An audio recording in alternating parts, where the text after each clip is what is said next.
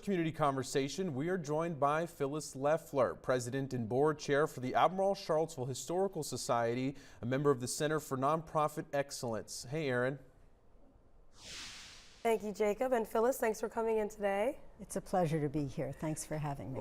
Yeah, thank you for coming in. So today we're talking about preserving stories at ACHS. So why does ACHS emphasize the importance of preserving stories in its mission statement?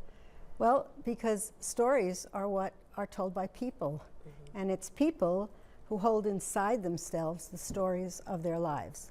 And we believe that it's the stories of people that are fundamental to the history of a community. That is so true.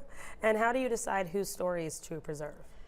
We want to place the emphasis on the diversity of communities, and like all communities, we think Charlottesville and Albemarle have a lot of diversity in the community. We think of ourselves as a community of immigrants. We're a community of people who are workers of the land, who are owners of the land.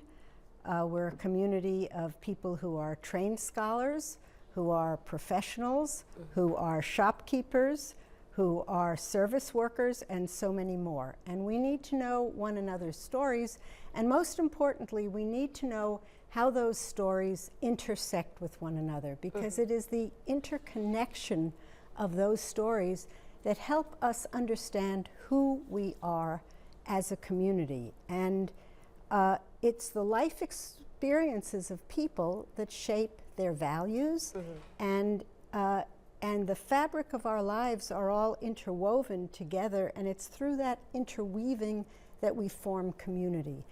We don't live in a vacuum, and the history of the past forms our present. And I would say now more than ever, we need to understand that way in which our lives are connected to one another. That is the work of the Historical Society. That is beautiful. And I like what you said about all of us being, interwoven. That is very true here and true all across the world too. So that's beautiful. And what's going now in regard that the public should know right now? So we have an exhibit that we've just put in place at the Martin Luther King Performing Arts Center. It's an exhibit that's centered around the work of Frances Brand. She is a portraiture artist. She's no longer alive. She moved to Charlottesville in 1959, and she created 157 different portraits in what she called a gallery of firsts. These were these were individuals in our community who were the first to do certain things in the community. Many of them were women, 93 women in her gallery. Many of them were African Americans. One of them that you see here on the screen was a man beloved to many of us named Huja. He was an immigrant from India. He was the mayor of Charlottesville from 2012 to 2016. He was the director of planning for 33 years.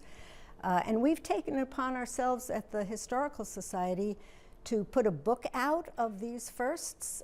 You can buy it on our website, and also to promote these stories. So we both have a visual experience. The woman named Amy Hill helped us write this book. So you have a visual knowledge of these people, but we also are preserving their stories through writing up these little vignettes of them. So come out to the Martin Luther King Performing Arts Center, see the exhibit, and come join us at the Historical Society for the good work that we're doing. Yeah, I would love to see it. Thank you so much for the invitation and for telling us all about it. So we appreciate you coming in today, Phyllis.